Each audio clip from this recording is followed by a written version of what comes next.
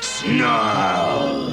I am death. Hello, my baby. Hello, my honey. Hello, my ragtime gal. Son, you've kissed my wife. Baby, my heart's on fire. Well, there was a long gap between the reveal and the delivery, but Hasbro has finally sent our copy of Studio Series 86 Leader Class Dinobot Snarl. Introduced as a character way back in the Generation 1 Season 1 cartoon episode War of the Dinobots. Everybody's got a favorite dinosaur, and as a younger Death, one of my faves was the Stegosaurus. With its armor plating and dangerous tail spikes, the Stego was an awesome balance of attack and defense. So naturally I homed in on Dinobot Snarl, his equally awesome Autobot equivalent. Billed as a desert warrior, Snarl's gimmick was that the plates on his back were solar collectors, and that being in the sun gave him extra strength and firepower. The animated show had only one blurb talking about it though.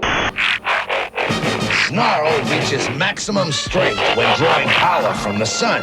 And that was it. The gimmick seems to have been deemed too difficult for the show to work around, and was quickly dumped and never mentioned again. Still, in his debut episode, I had him going on points, since he clobbered Sludge, clobbered Grimlock, and even shot down his own teammate. It just doesn't get more awesome than that. Sadly, he was all but chopped out of the 1986 movie itself, with only a couple of blink-and-you'll-miss-it moments. But the Studio Series is bringing him back with a leader-sized box. See the art on the front panel, and reel in despair when you realize there's no way the figure could bend and flex like this. Behold Snarl's Pac-Man-like head on the side panel, with photos of both modes on the back, and his single-sentence bio, reading, Snarl and the Autobots must find a way to destroy Unicron before Cybertron is devoured. Experience the disappointment when you realize that no such scene ever took place in the actual movie. See his face again on the other side. And now, let's get Snarl out of his box and give him more screen time than he ever got in the film. Out of box, Studio Series 86 Leader Class Snarl comes with his instruction booklet. This spiffy cardboard backdrop depicting the battle in Autobot City, where you might have been able to spot Snarl for a split second if you were lucky. Unfortunately, the dinosaur mode doesn't really fit on the stand without toppling off.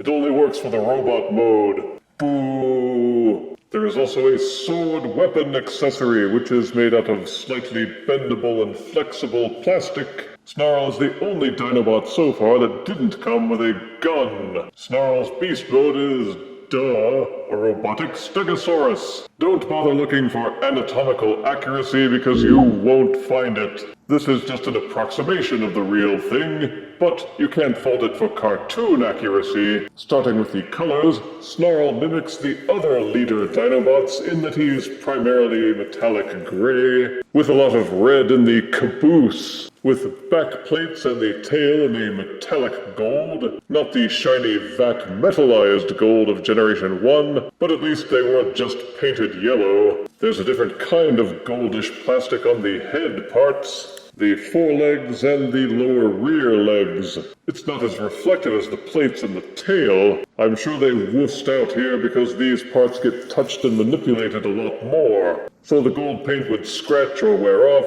and who wants that? The caps where the dino legs joined the body aren't transparent plastic with mechanical bits like in Generation 1. Instead, they molded a more sensible and durable black. There's a splash of blue in the dino eyes, and on this section, which is where the forelegs would have folded in, if Studio Series Snarl transformed in the same way as the original figure. Snarl is compact, and he has quite a solid feel to him, and there's a goodly amount of heft. He holds together quite well, there's no rattling, and unlike the other Dinobot figures, he has no glaring hollow portions on the underbelly. Yeah, there's this, but it's not very noticeable. And I'll bet some third-party peeps are already hard at work taking care of it. The undersides of the hind feet, the insides of the forelegs, and just under the knees of the hind legs are the only other hollow spots. But in Snarl's normal posture, you can't really spot them easily. Then there's the materials. Most of him is made of hard plastic, but there's also a lot more softer plastic on Snarl, which is displeasing unto me, because I can't see any real reason why they couldn't have made it all hard plastic. All of the back plates, the Energo sword, this section of the body, and this section of the back panel are all softer plastic. On the plus side, though, they're quite thick, and they don't bend or flex easily. Thank goodness this doesn't seem to be the same garbage rubber they used for the RED line. It should hold up well if you're sensible, take care of your figures, and don't leave them next to the radiator. Snarl's proportions are quite wide in Dinobot mode. You'll have trouble getting through the door. And while the proportions may be Generation 1 accurate, there's one thing that bugs me, and that's the length of the tail. For a Stegosaurus, this is really stubby. If you turn him just a little bit, the tail disappears completely. Given that the tail is supposed to be his primary weapon, I had hoped it would be made more prominent. The box art depicts him being able to arch his tail over his back to fire blasts. In the cartoon show, he was depicted flailing his tail all over the place. Not this thing, though. Yes, the Generation 1 figure tail was similarly inflexible and disappointing, but that only proves my point. After nearly 40 years, they ought to have figured out something that would give the figure an ability to use the tail for its intended purpose. The way Leader Snarl is designed, the only way the tail could serve as a weapon is if he knocks you down and sits on your face. If so, the Decepticons might just surrender to get him to stop trying. And look at these! You call these spikes? It's more like a gua sha massager. Boo! Anywho, for features, at least the spikes support fire blasts, so you can gussy them up and make them nominally less embarrassing. The top sides of the hind legs each have an open 5mm port for mounting any compatible accessory, as well as one open port on the top. The Energo sword will fit into any of these, though for the beast mode, you're supposed to plug it underneath the figure by using these two holes near the hilts to plug them into these two tabs underneath the head, because if you can't see it, then it doesn't exist. The dino mouth will open and close, revealing more sculpted details. Though unlike the other leader Dinobots, you cannot mount fire blasts on the uvula, nor does he have the razor-sharp teeth depicted on the animated TV series. Like the original figure, the head is made of two halves joined together. As such, you can always see the seam. However, with my copy, they seem to hold together pretty well, unlike the Generation 1 figure, which splits open at the lightest touch. There is no articulation in the head whatsoever. It won't tilt up or down or from side to side, which is another way in which the box art was a cruel lie. And again, the tail is completely and sadly inflexible with no hinges or swivels or anything. Boo! Each foreleg will tilt slightly in and out, as well as doing a full rotation where it joins to the body. And there's a swivel joint in the middle of the leg that allows the foot to tilt backwards and forwards. Each hind leg is on a soft ratchet, and will do a full rotation. They will also square in and out, although why would you want to?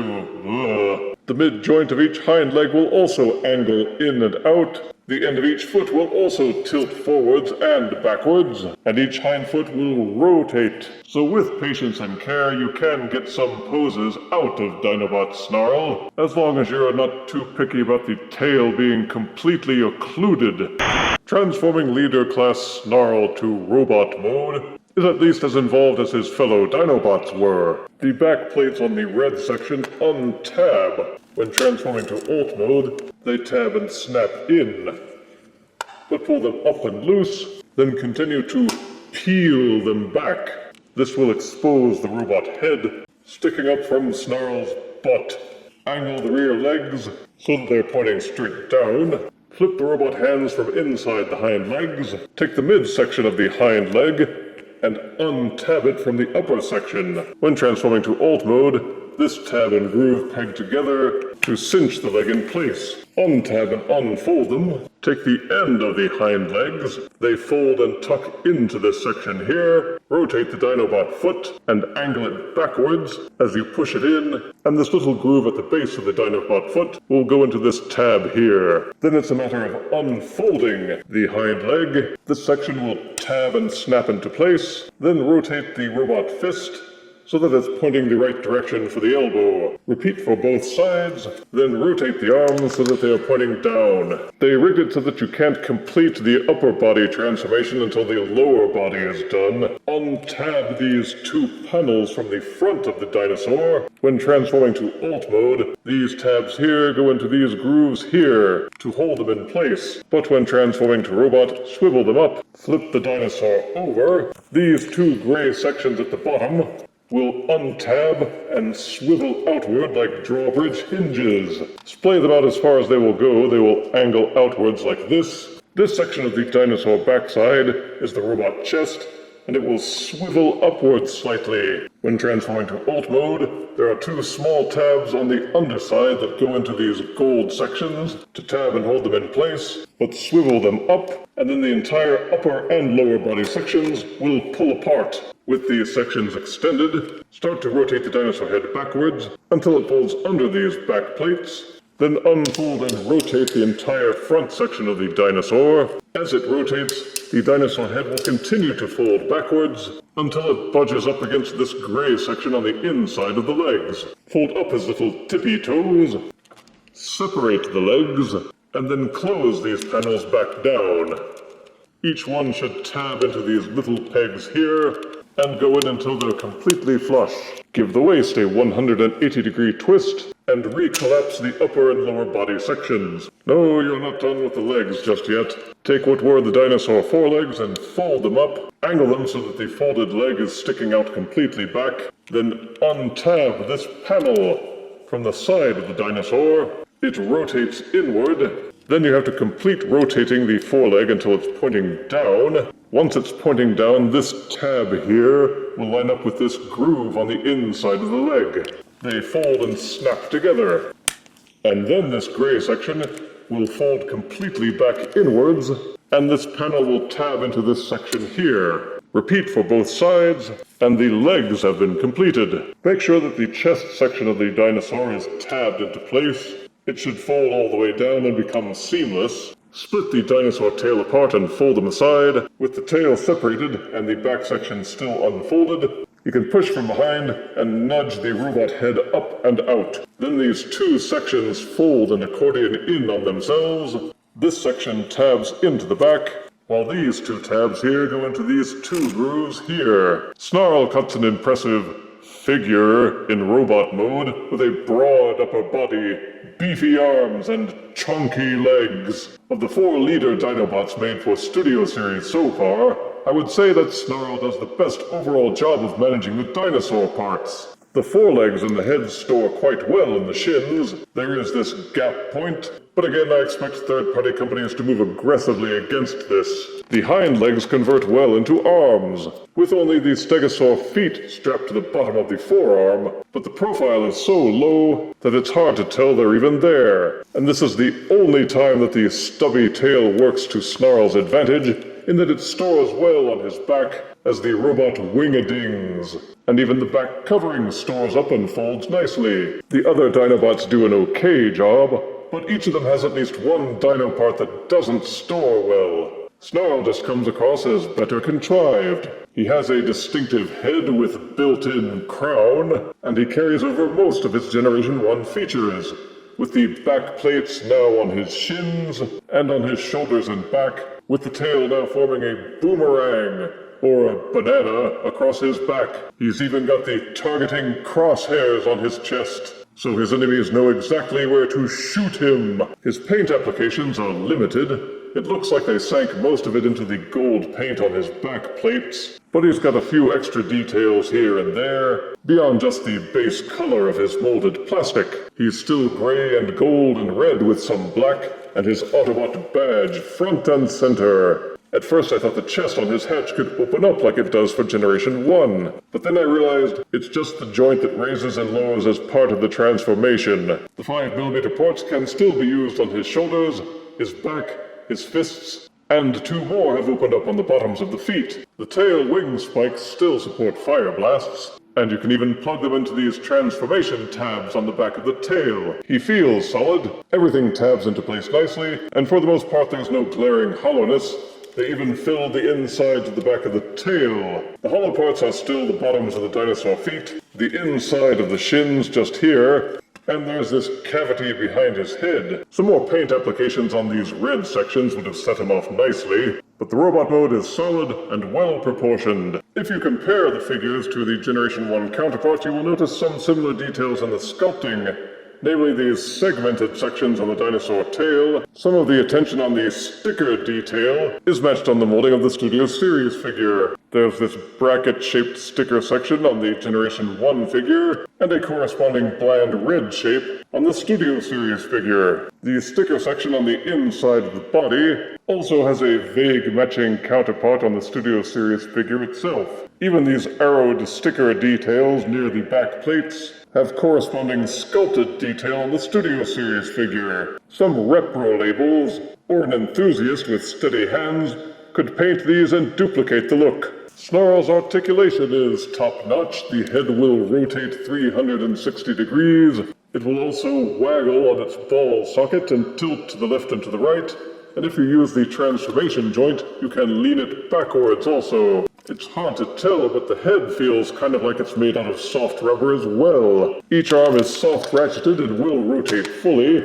However, a full rotation is blocked by the tail. This hinge on the top will allow the arms to splay outward. There is a mid-elbow rotation, and each elbow will hinge over 90 degrees. You can also spin the fists in their sockets, and you can waggle the tail portions a little bit if you want to. The waist will spin freely. Each leg will kick forwards about this far, and backwards about this far. The ratchets are generally firm enough to let him hold his poses. There is also the hip hinge to kick the legs outwards, an upper thigh swivel for full rotation, and each knee will bend backwards 90 degrees. These little flaps at the end of the feet will lower and raise, and yes, you can untab these foot portions to give him that cool ankle pivot. So even though Snarl is billed in his bio as the unhappiest Dinobot, he should at least be happy with his high levels of articulation. For size comparison, here is Studio Series 86 Leader Class Dinobot Snarl next to Generation 1 Dinobot Snarl. Here is Studio Series Leader Dinobot Snarl next to Leader Sludge, Slag, and Grimlock. And here is Studio Series 86 Leader Snarl next to Iron Dibots Sever, with swiveling head and articulated tail. See, Hasbro, see, it can be done! If you're collecting the Studio Series 86 Leader Dinobots, then you won't want to miss out on this release. Leader Snarl delivers the same level of excellent quality, and he'll look great on your shelf alongside the rest of his dino crew. Positives are rock-solid robot and alt modes with very little hollow portions, so there may not be all that much work for the third-party people to do in making those filler kits. The paint he has is neatly applied. The robot mode has excellent articulation, and Generation 1 enthusiasts will find very little to complain about. Negatives are that there are some hollow portions to deal with. Some parts of the transformation may be hard to fathom your first time through. The Dino mode looks a little too wide in its proportions. It uses a lot more of the softer plastic than his teammates, most notably on the back plates, the sword, and even some sections of the body, opening up the possibility of future decay and cracking. Some buyers have reported difficulty in keeping the two halves of the dinosaur head from constantly separating, and I really wish they had done something with the tail to make it more robust. As stubby and inflexible as it is, it would be like making a Grimlock figure without any teeth. But the pluses definitely outweigh the minuses, and I give Studio Series 86 Leader Dinobot Snarl 8 out of 10 deaths. You'll want to run out and get some of this tail. If you refuse me, honey, you lose me, then you'll be left alone, oh baby, tell them all, and tell me I'm your own.